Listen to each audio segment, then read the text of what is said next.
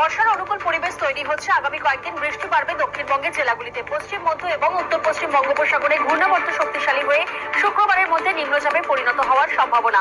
দক্ষিণবঙ্গে সক্রিয় হবে মৌসুমী বায়ু। এর ফলে আগামী ৩-৪ দিনের মধ্যে দক্ষিণের বাকি জেলাগুলিতে ঢুকে পড়বে দক্ষিণ পশ্চিম মৌসুমী বায়ু। গাঙ্গেয় পশ্চিমবঙ্গে বাড়বে বৃষ্টির পরিমাণ, বলছে আলিপুর আবহাওয়া দপ্তর।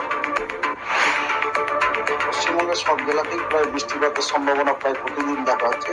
5টি যে উত্তরের জেলা সবই হোয়াইট স্প্রেড রেনফল হওয়ার সম্ভাবনা আছে।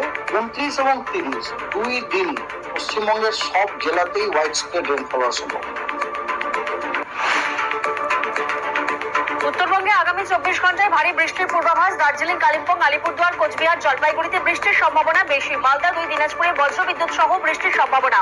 উত্তরবঙ্গের উপরের দিকের 5 জেলায় ভারী বৃষ্টি চলবে। দক্ষিণবঙ্গে বৃষ্টির পূর্বাভাস। সকাল থেকে হালকা বৃষ্টি শুরু হয়েছে দীঘায়। মনোরম আবহাওয়া উপভোগ করছেন পর্যটকরা।